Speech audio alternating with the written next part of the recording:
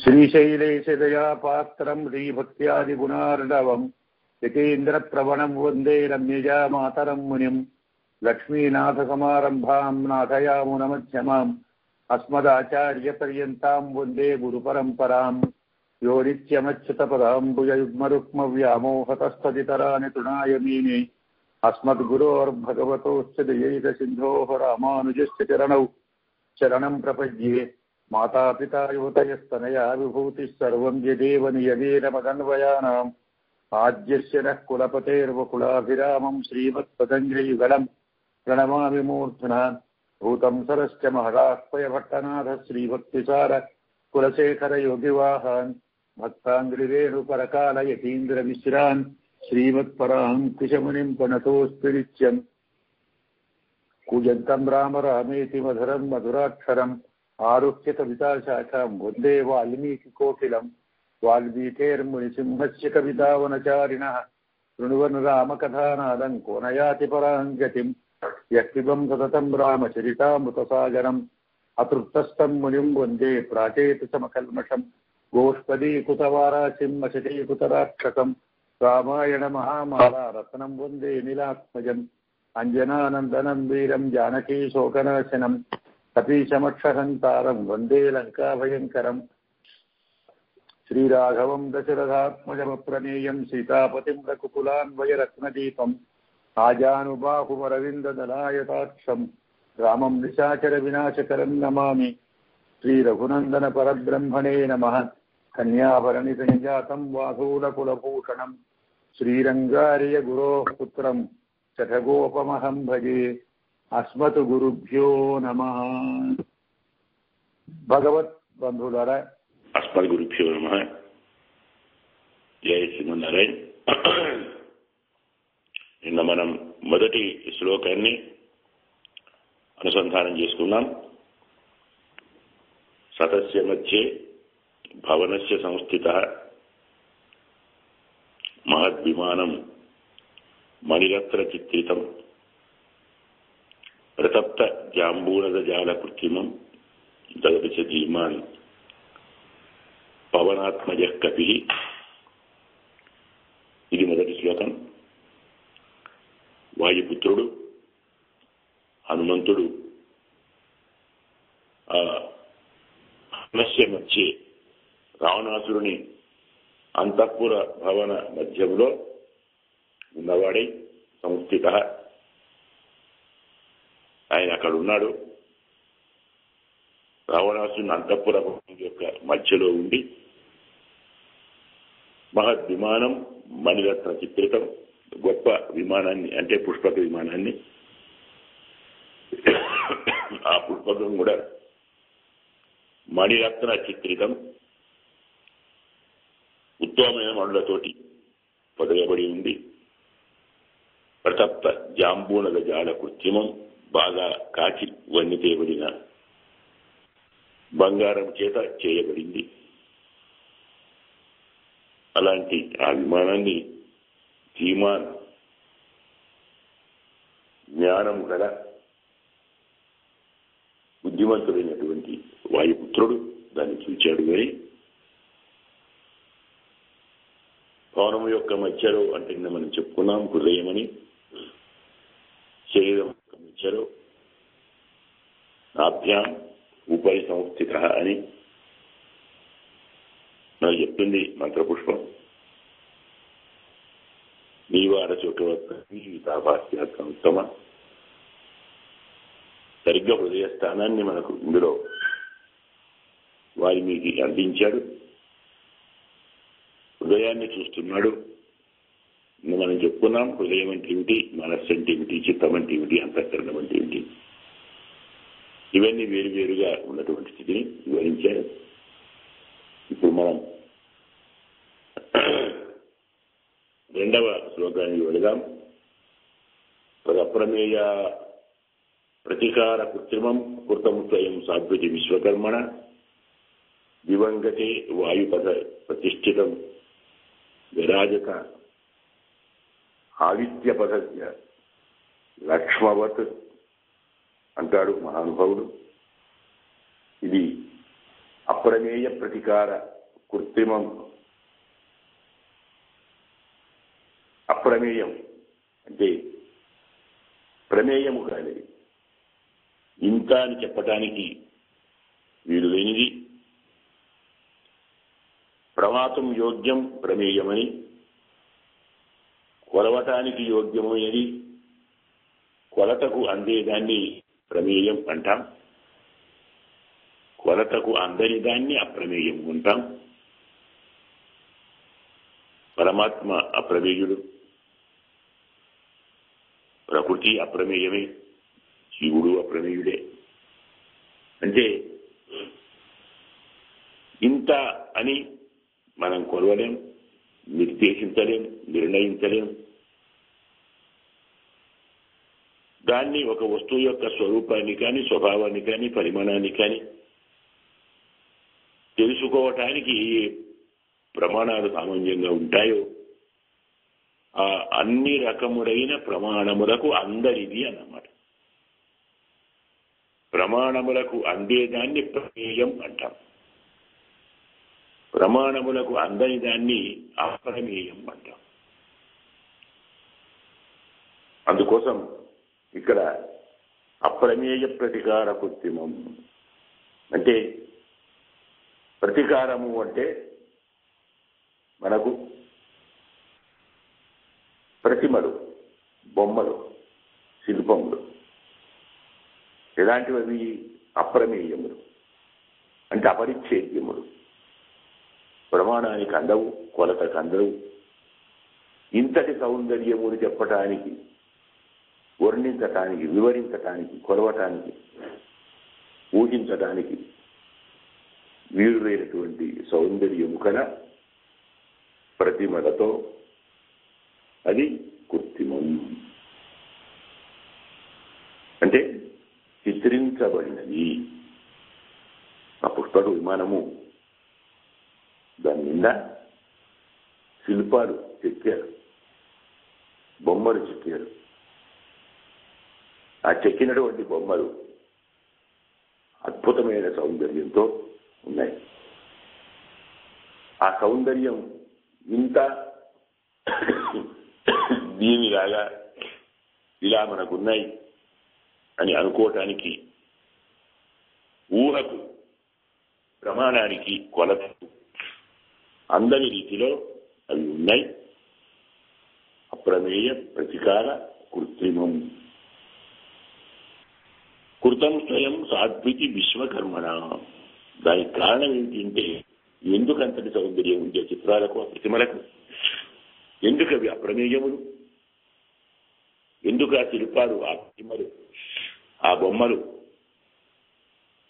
ఊహకు, ప్రమాణానికి, మాటలకు, వర్ణనకు అందకుండా ఉన్నవి? ఇంటే సాక్షాత్తు విశ్వకర్మ దాన్ని ఏర్పాటు చేశాడు, చిత్రించాడు. నిర్మించినది విశ్వకర్మ, ఎవరో కాదు. మనకిద్దరున్నారు శిల్పశాస్త్రంలో నిపుణులు. ఒకరు మయుడు అంటారు, మరొకరు విశ్వకర్మ అంటారు. ఆయన పేరే విశ్వకర్మ.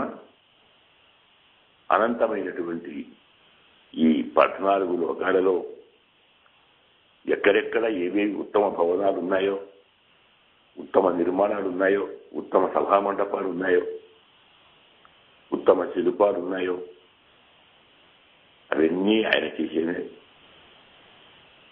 శిల్పంలో, నిర్మాణంలో, నిర్మాణ చాతురిలో అతను మనగాడు. మనం వినే ఉన్నాం కదా, మయ సభ అని భారతంలో కలవరపరిచినది, భ్రాంతికి గురి చేసినది, ఆశ్చర్యానికి గురి చేసినది, ఆనందానికి గురి చేసినది, ఇంకా బాగా చెప్పాలంటే అసూయకు గురి చేసినది. ఇంత భవనమా, ఇంతటి వైభవమా, ఇంతటి సంపద, ఇది వీళ్ళ దగ్గర ఉండడమా? మంచివన్నీ నా దగ్గర ఉండాలి కదా, గొప్పవన్నీ నా దగ్గర ఉండాలి కదా, రత్నాలన్నీ నా దగ్గర ఉండాలి కదా. ఇవి వీళ్ళ దగ్గర ఉంటాయా? వీళ్ళు నాకంటే గొప్ప వాళ్ళ? అసూయ కలిగించింది, అమర్షము కలిగించినది, అసహనాన్ని కలిగించినది. మీకు తెలుసు తర్వాత అదే మనకు మహాభారత సంగ్రామానికి కారణమైంది. అంటే ఒక చమత్కారం మర్చిపోవద్దు. సౌందర్యము మంచివారి మనస్సులో సంతోషాన్ని కలిగిస్తే చెడ్డవారి మనస్సులో అసూయను కలిగిస్తుంది, అమర్షాన్ని కలిగిస్తుంది, క్రోధాన్ని కలిగిస్తుంది. వస్తువు ఒకటే, కానీ ఈ లక్షణాలు, ఈ సంతోషాదులు, పోని అసూయాదులు, ఈ భావాలు వస్తువులో లేవు, మనలో మన సంస్కారంలో ఉన్నాయి. మనము పూర్వజన్మలో ఆచరించిన కర్మ వలన మనకు కలిగిన సంస్కారం. మనం ఆ వస్తువులు చూస్తే అలా భావిస్తాం. మయసభ చూసిన వారందరూ ఆనందాన్ని పొందారు, పరమాశ్చర్యాన్ని పొందారు. ఆహా, అద్భుతం అద్భుతం అద్భుతం ఆనందించారు, అభినందించారు సంబరాలు. అంతమందికి ఆనందాన్ని కలిగించిన మయసభ దుర్యోధనుడికి అసూయను కలిగించినది, అమర్షాన్ని కలిగించినది, అసహనాన్ని కలిగించినది, క్రోధాన్ని కలిగించినది. అది మహాభారత సంగ్రామానికి కారణమైనది. అంటే మయసభ రావటానికి మూలమైన ఖాండవ దహనం మహాభారత గాథకు బీజము అని పెద్దలు చెప్తారు. అంటే ఒక శిల్పి మయుడు అంటే సెకండ్ కేటగిరీ అంటాం. మొదటివాడు విశ్వకర్మ, రెండో వాడు మయుడు. మనకు ఈ లంకా నగరాన్ని రచించిన వాడు, అందించిన వాడు విశ్వకర్మే. అందులో ఉన్నటువంటి పుష్పక విమానాన్ని అందించిన వాడు విశ్వకర్మే. విశ్వకర్మ కూడా కృతం స్వయం సాత్వికి విశ్వకర్మణ. అతను చిత్రించడం కాదు, నిర్మించడం కాదు, చెక్కటము కాదు, ఇవన్నీ చేస్తూ సాధు, ఇది మంచిది, అన్నిటికంటే ఇదే ఉత్తమమైంది, దీనికి సాటి మరొకటి ఏది ఉండదు, ఉండబోదు, ఇదివరకు లేదు, ఇక ముందు ఉండదు, ఇప్పుడు లేదు. అంటే ఉన్న వాటన్నిటిలో, అన్ని శిల్పాలలో ఇదే ఉత్తమ శిల్పము, ఇదే చక్కని శిల్పము అని అతనికి నచ్చిన రీతిలో తాను తయారు చేశాడు. విశ్వకర్మే రకరకాల ఆకారాలను, విన్యాసాలను, శిల్పాలను ఇలాంటివన్నీ తయారు చేస్తూ ఇది అన్నిటికంటే బాగుంది, ఇది సర్వోత్తమము అన్న భావనతో స్వయముగా విశ్వకర్మ చిత్రించినది ఎక్కడుంది అంటే దివంగతే వాయుపథే ప్రతిష్ఠితం. తరువాత ఇది విశ్వకర్మ స్వయంగా నిర్మించాడు అన్నాం. ఇది దివంగతే వాయుపథే ప్రతిష్ఠితం, ఆకాశ మార్గంలో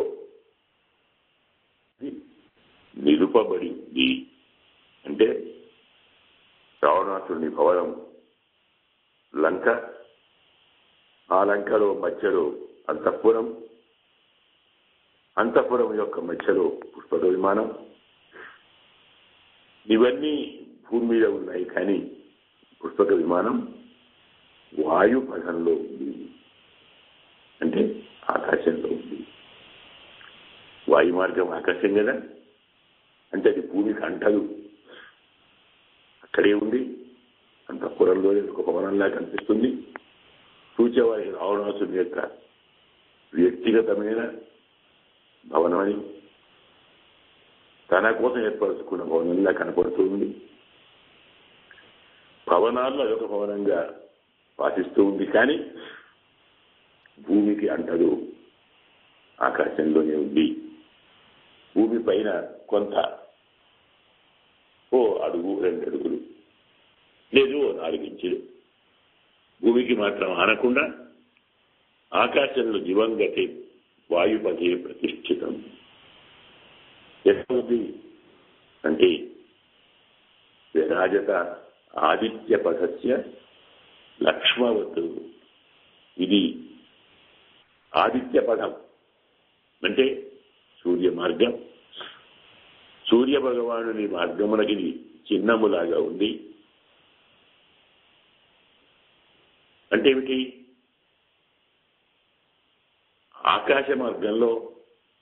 ఆకాశంలో ఇది సూర్య మార్గము, సూర్య సంచార మార్గము అని ఆదిత్య మార్గాన్ని చెప్పేదానిలాగా, దానికి సూచికగా దానికి చిహ్నముగా లక్ష్మచ లక్షణం అంటారు. అంటే లక్ష్మ అంటే వ్యావర్తకమని, తొలగించేది అని ఆకాశ మార్గం. ఆకాశ మార్గంలో మళ్ళీ సూర్య మార్గం, మళ్ళీ అందులో వాయు మార్గం. వాయు మార్గం అంటేనే ఆకాశం, మళ్ళీ వాయు మార్గంలో సూర్య మార్గం, ఆకాశంలో నక్షత్ర మార్గం, జ్యోతిర్మార్గం, వాయు మార్గం, సూర్య మార్గం, ఇలా రకరకాల మార్గాలు ఉంటాయి. ఇది సూర్య మార్గానికి సూచికగా, వ్యావర్తకముగా, నివర్తకముగా మనకు ఇది భాషిస్తూ ఉంది అని చెప్పాడు. చమత్కారం ఏంటంటే మన హృదయం కూడా ఇలాగే ఉంటుంది. అప్రమేయ ప్రతికార కృత్రిమం, ప్రమాణాలకందని సాటి లేని శిల్పముల చేత పొదగబడింది. అన్ని రకముల ఊహలు, అన్ని రకముల భావములు, అన్ని రకముల సంకల్పములు, అన్ని రకముల ప్రతిక్రియలు కలిగేది హృదయంలోనే కదా. సంకల్పం మనసులో కావచ్చు, ఆలోచన బుద్ధిలో కావచ్చు, నిర్ణయం అంతఃకరణంలో కావచ్చు, మీమాంస చిత్తంలో కావచ్చు. కానీ ఒక భావన, ఒక ఆలోచన, ఒక విధానం, ఒక నిర్ణయం, ఒక స్వరూపం, ఒక స్వభావం. మనం ఏమంటాం? మంచి పనులు చేస్తే వాడు సహృదయుడండి అంటాం. చెడ్డ పనులు చేస్తే చి అది వాడికి హృదయం ఉందే, హృదయం లేనివాడండి అంట. మరి మంచి మనసు గలవాడండి, చెడ్డ మనసు గలవాడండి అంటాం. సహృదయుడు అంటాం, హృదయం లేనివాడు అంటాం. మనం మాట్లాడే మాటల్లోనే హృదయాన్ని, మనస్సును వేరువేరు చేసి వేరువేరు ప్రవృత్తులు ఉన్నట్టుగా మనం స్వయంగా చూపుతున్నాం, వ్యవహరిస్తున్నాం. అంటే మనకు ఈ రెండు వేరు అన్న విషయం తెలుసు. ఆ హృదయంలోనే రకరకాల భావాలు. ఇది మనస్సుకు బుద్ధికి కావలసిన వాటిని అందించేది హృదయమే. మనస్సుతో సంకల్పింపజేస్తుంది, బుద్ధితో ఆలోచింపజేస్తుంది. బుద్ధి ప్రేరకం హృదయం, మన సంకల్పకారకం హృదయం అంటుంది మనకు శాస్త్రం. అందువల్ల ఇది అప్రమేయ ప్రతికార కృత్రిమం. ఇంతది అని కొలవటానికి, ప్రమాణాలు అందించటానికి, ప్రమాణాలు అందనటువంటి అన్ని రకముల శిల్పాలంటే స్వరూపాలు, స్వరూపాలంటే భావనలు, భావనలంటే ఆలోచన, ఆలోచనలుంటే అభిప్రాయాలు, అభిప్రాయాలుంటే మనము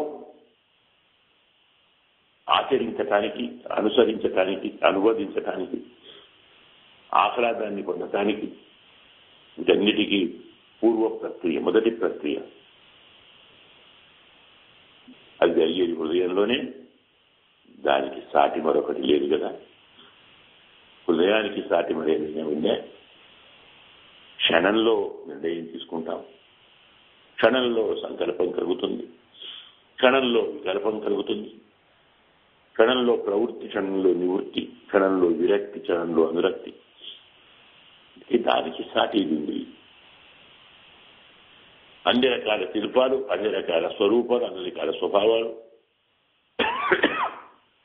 అన్ని రకాల ప్రవృత్తులు కలిగేది హృదయంలోనే. కాబట్టి ఇది అప్రమేయ ప్రతికార కృత్రిమం స్వయం సాధ్వితి విశ్వకర్మణ.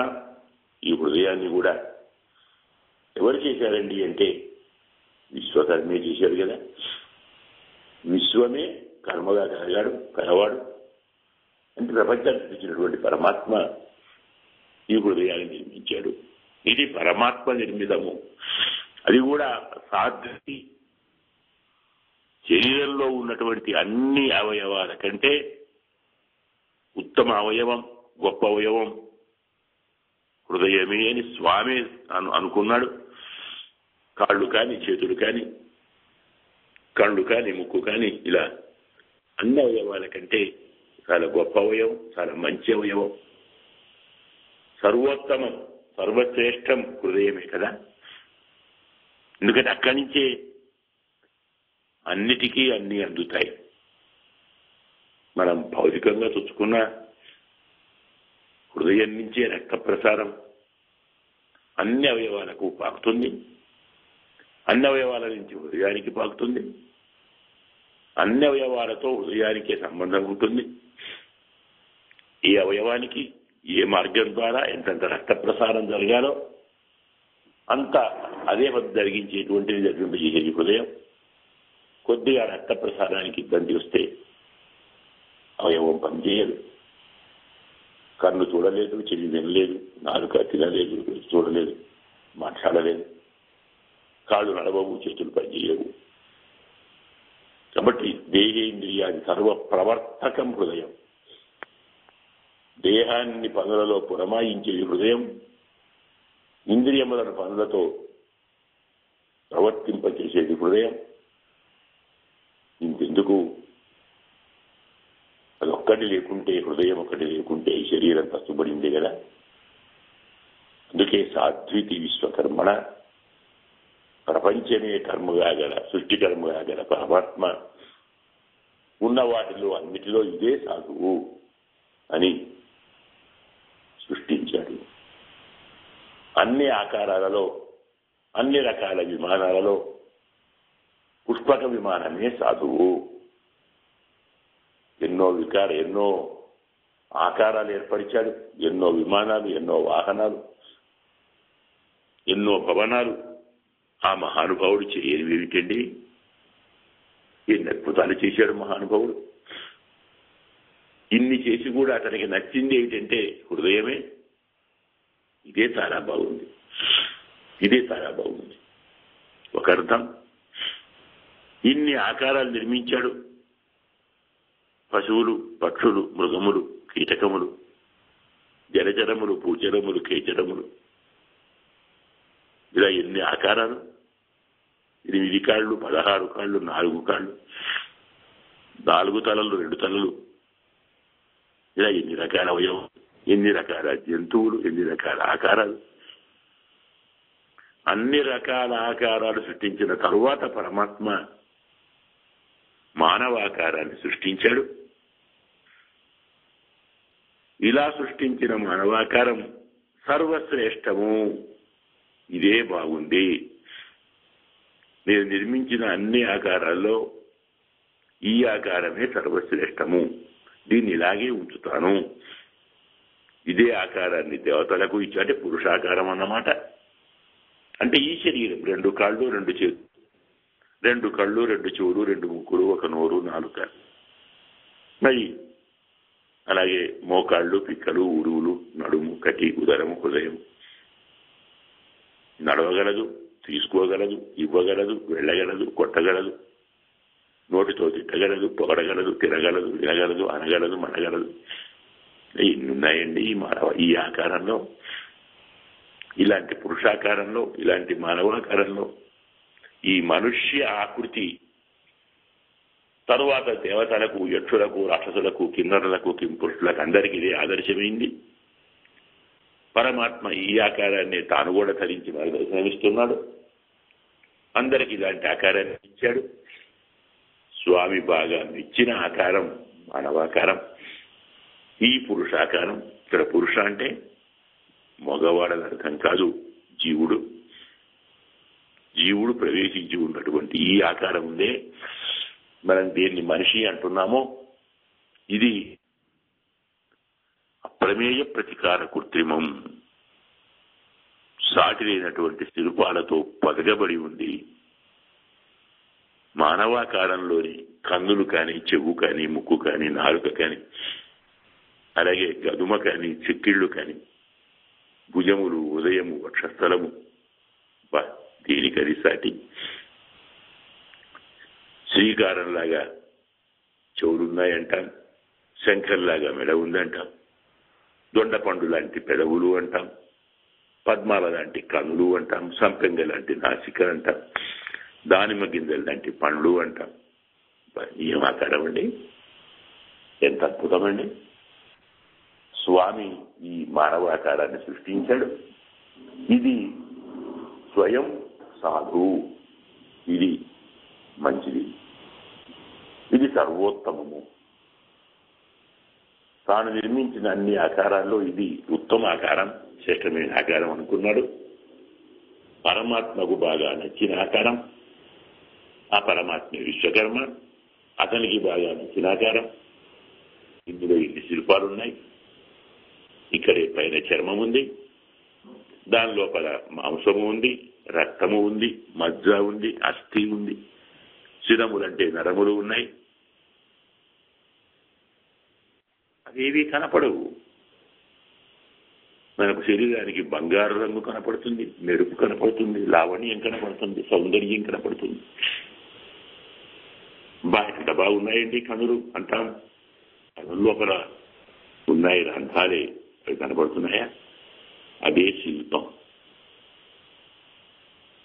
పై చర్మం కొద్దిగా లేచిపోతే మన శరీరాన్ని మనమే ఆకర్షించుకుంటాం, భయపడతాం. అమ్మ బాబోయ్,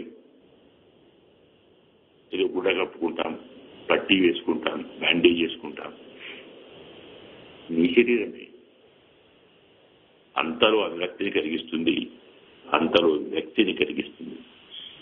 అందుకే కృతం స్వయం సాధ్వితి విశ్వకర్మణ దివంగతే వాయుపతే ప్రతిష్ఠితం విరాజిత ఆదిత్యపథస్య లక్ష్మవత్. ఇది కూడా వాయుపథంలోనే ఉంది. మనకు దహరాకాశం అంటాం. జీవుడు ఈ హృదయం దహరాకాశంలోనే, హృదయంలోనే దహరాకాశం ఉంటుంది. ఆ దహరాకాశంలోనే జీవుడు ఉంటాడు, అక్కడే పరమాత్మ ఉంటాడు. కాబట్టి ఇప్పుడు ఆకాశంలో హృదయం ఉందా, హృదయంలో ఆకాశం ఉందా అంటే ఏం చెబుదాం? రెండు ఉన్నాయి. మన శరీరం అంతా ఆకాశమే కదా. తోలు తీది తూటులు 9 తుస్సుమనొట కాయం అని చెప్పినట్టుగా ఇది రంధ్రాన్వితం. ఈ రంధ్రాలన్నీ ఆకాశమే కదా. ఆకాశంలో అంటే దహరాకాశంలో హృదయము ఉంది, హృదయంలో మళ్ళీ దహరాకాశం ఉంది, అక్కడ ఆత్మ ఉంది, అందులోనే పరమాత్మ ఉన్నాడు.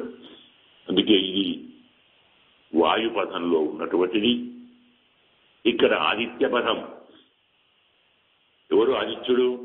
జయస్తదా సముద్రమండల మధ్యవర్తి నారాయణ.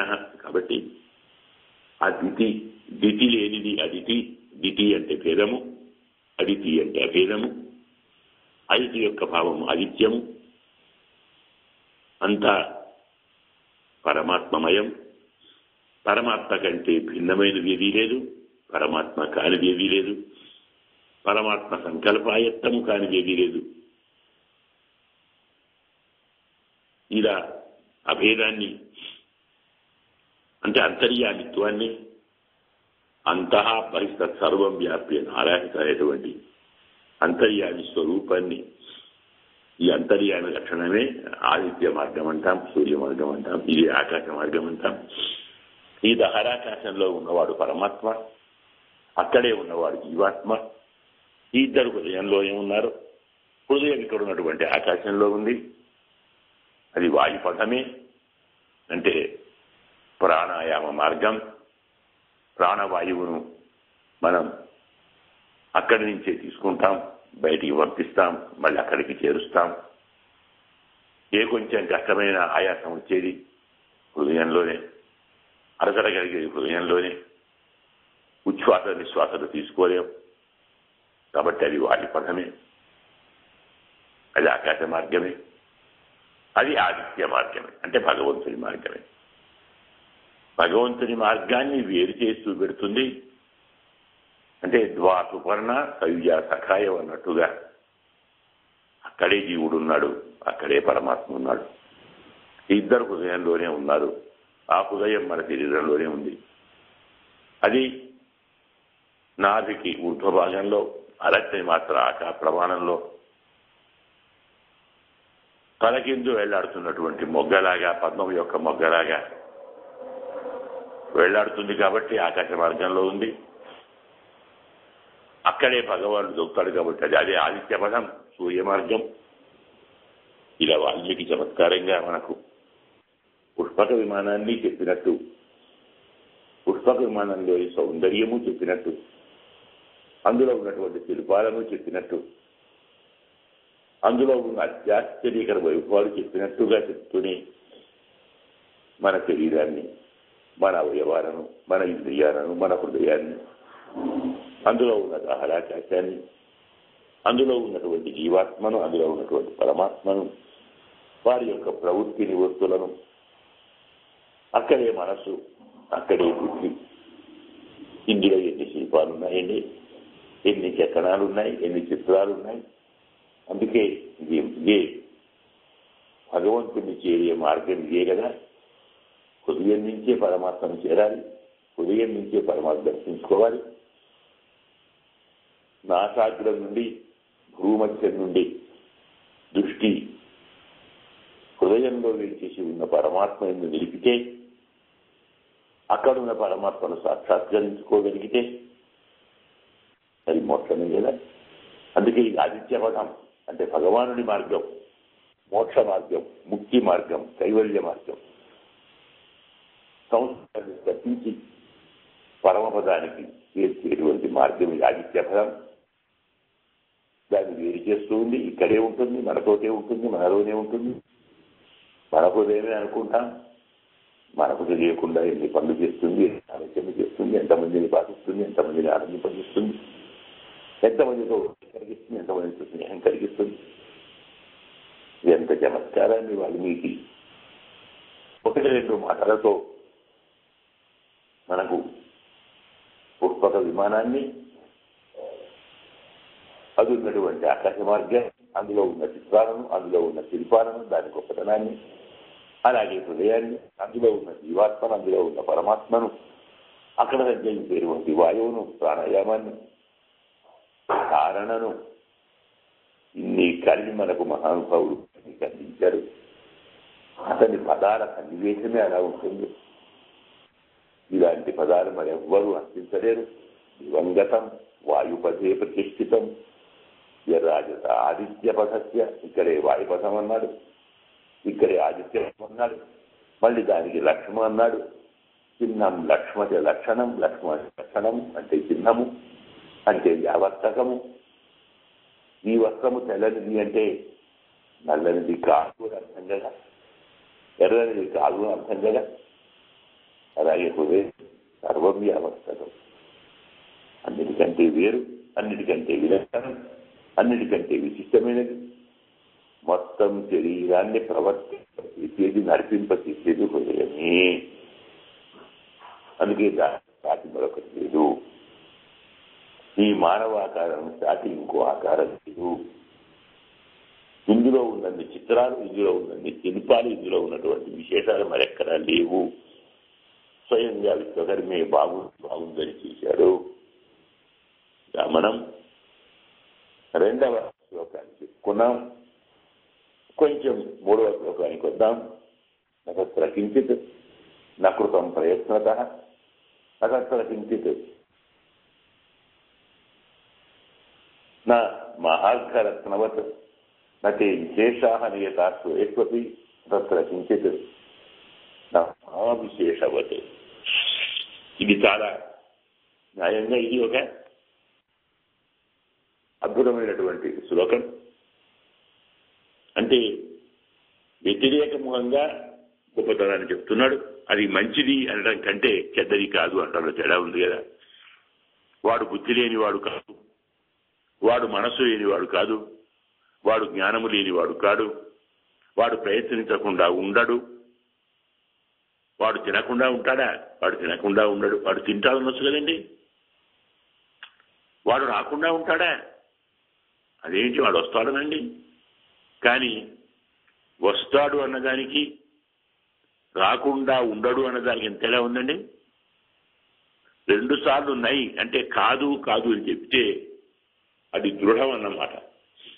వాడు రాకుండా ఉండడు అంటే తప్పకుండా వచ్చి తీరుతాడు. వాడు తినకుండా ఉండడు అంటే తిని తీరుతాడు. అదే వాడు వస్తాడు, అదే వాడు తింటాడు, అదే వాడు ఉంటాడు అంటే ఆ స్ట్రెస్, అంత బలం, అంతటి దార్ఢ్యం, అంతటి నిశ్చయం అందులో మనకు కనపడదు. మనకి సంప్రదాయంలో ఒక విషయాన్ని నిష్కర్షగా చెప్పాలంటే ఈ 2 నయ్యులు నా నా నతత్ర కించిత్ నకృతం ప్రయత్నత 2 సార్లు నా ఉంది చూడండి. అంటే ప్రయత్నత నకృతమిటి నా, ప్రయత్నముతో చేయబడలేదనేది లేదు. ఆ పుష్పక విమానంలో ప్రయత్నించి చేయనిదంటూ ఏదీ లేదు. అంటే ఏమర్థమండి? ప్రతి చిన్న విషయాన్ని అతి జాగ్రత్తగా విశిష్టమైన ప్రయత్నంతో ఏర్పరిచారు. అక్కడి శిల్పాలు, అక్కడి మణులు, అక్కడి మాణిక్యాలు, అక్కడి రత్నాలు ఒకటేమిటి, ఆ పుష్పక విమానంలో ఏదున్నా, ఏ సొబగున్నా, ఏ సౌందర్యం ఉన్నా, ఏ శిల్పం ఉన్నా వాటిని ఎంతో కష్టపడి ఎంతో లోకోత్తరమైనటువంటి సర్వాధికమైనటువంటి సాటి లేని ఉత్తమమైన ప్రయత్నంతో చేశారు అని చెప్తే బాగుండదని, ప్రయత్నంతో చేయబడంటూ ఏదీ లేదు. తత్ర కించిత్ నకృతం ప్రయత్నత. అక్కడ ప్రయత్నత నకృతం ఇది నా, ప్రయత్నముతో చెయ్యలేదు అనేది లేదు. రాకుండా ఉండడు, తినకుండా ఉండడు, వినకుండా ఉండడు. వాడు రాకపోవడం ఏంటండి? ఇవన్నీ ఏం చేస్తాయి? తప్పకుండా వస్తాడు, తప్పకుండా ఉంటాడు, తప్పకుండా తింటాడు. అలాగే పుష్పక విమానంలోని ప్రతి వస్తువు ప్రయత్నంతో నిర్మించబడి ఉంది. తత్ర కించిత్ మహార్ఘరత్నవతు. అక్కడ గొప్ప విలువగల రత్నములు లేనిదంటూ ఏదీ లేదు. తత్ర కించిత్ నా మహార్ఘరత్నవతు. మహారత్నవతు నా ఇది నా, గొప్ప విలువ రత్నములు కలది కాదు అనేది కాదు. అంటే అక్కడన్నీ గొప్ప విలువ రత్నాలే ఉన్నాయి పుష్పక విమానంలో. నతే విశేషా నియతా సురేష్వపి. పుష్పక విమానంలోని విశేషాలు వారు దేవతల్లో కూడా లేవు, దేవలోకంలో కూడా లేవు. తత్ర కించిత్ నా మహావిశేషవత్. ఇక్కడ మహావిశేషములు లేనిదంటూ ఏదీ లేదు. నా మహావిశేషవత్, మహావిశేషములు కలది కాదు అనేది కాదు. అంటే ఇక్కడ ప్రతిదీ ఒక విశేషమే, ఉత్తది కాదు, మహావిశేషం, చాలా గొప్ప విశేషం. చాలా చాలా గొప్ప విశేషము కలది లేనిదనేది లేదు. నేను చెప్పినట్టయింది, అన్ని గొప్ప విశేషాలే. పుష్పక విమానముతో సాటి వచ్చేది మరెక్కడా ఇంకోటేదీ లేదు అని చెప్పటానికి వాల్మీకి ఎంచుకున్నటువంటి మార్గం ఇది, విధానం ఇది, వర్ణన ఇది. నైద్వయంతో, 2 నైలతో కాదు కాదు, నేతి నేతి అంటాం కదా మనం. పరమాత్మ లేడు లేడు అంటామే.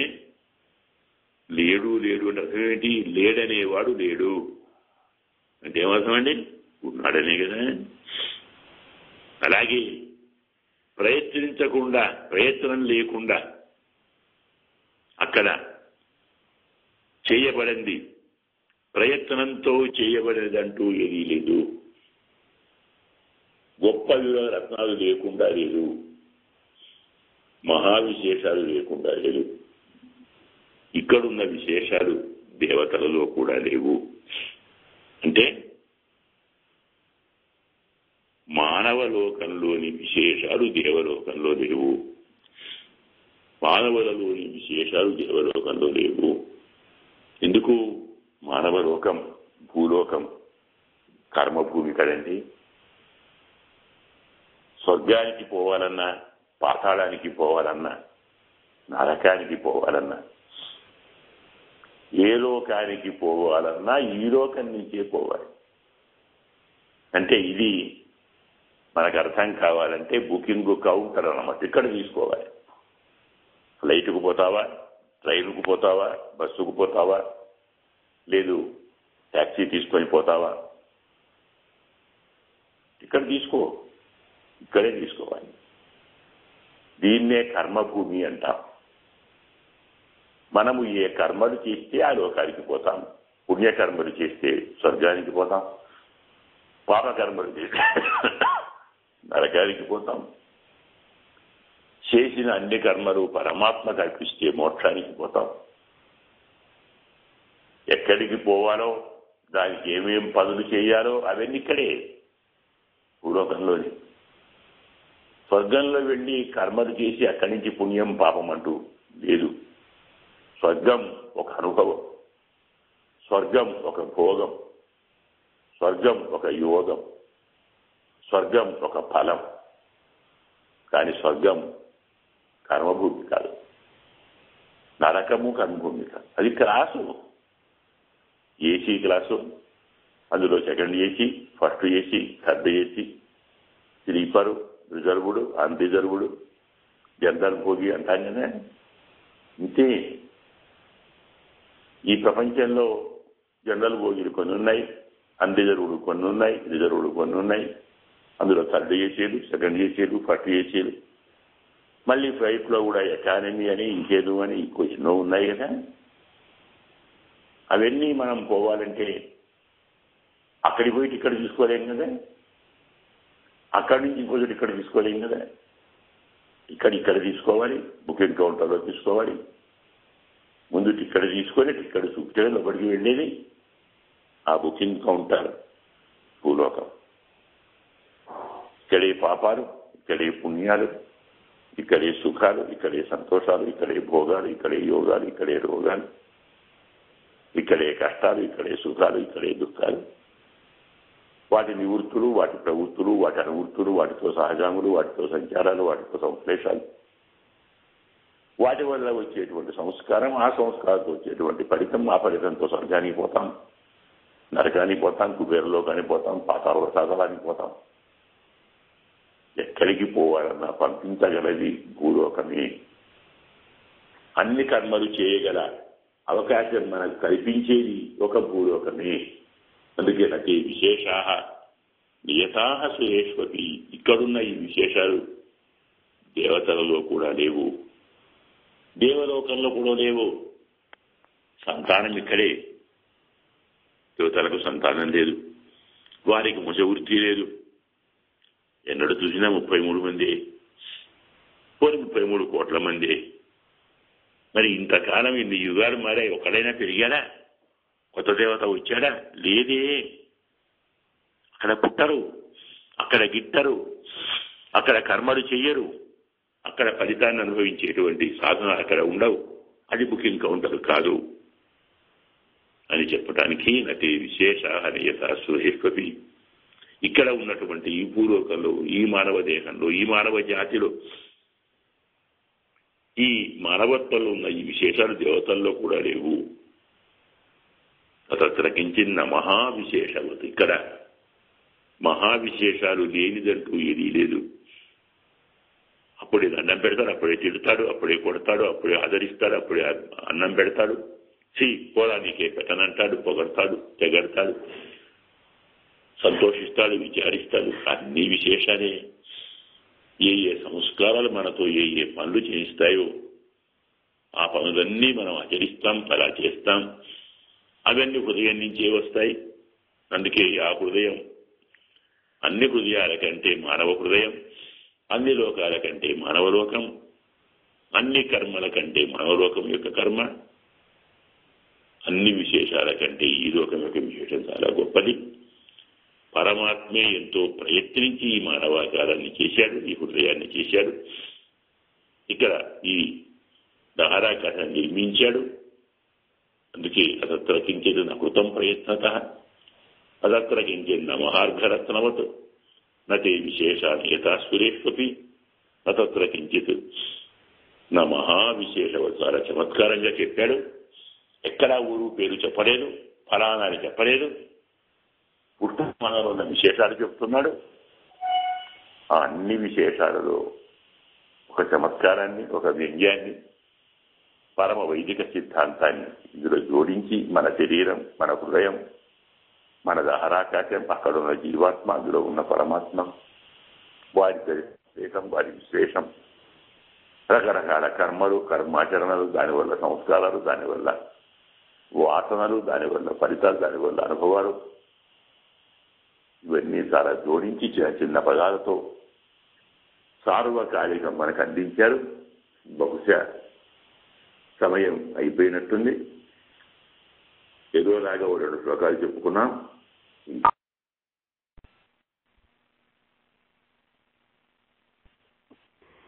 మనం చెప్పుకున్నాం, శరీరాన్ని వర్ణించాడు, ఆచార్య వైభవం,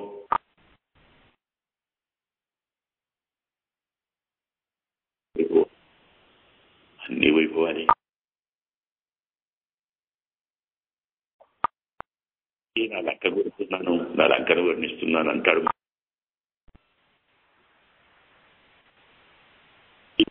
నాపుకొని మళ్ళీ మిగతా అంశాన్ని మరో శ్లోకాన్ని రేపు అనుసంధానం చేసుకుందాం. అస్మద్ గురుభ్యో నమః. జై శ్రీమన్నారాయణ. ప్రజాభ్య పరిపాలయంతాం న్యాయేన మార్గేణ మహీం మహీషాః గోబ్రాహ్మణేభ్యః శుభమస్తు నిత్యం లోకాః సమస్తాః సుఖినో భవంతు. అస్మద్ గురుభ్యో నమః. జై శ్రీమన్నారాయణ.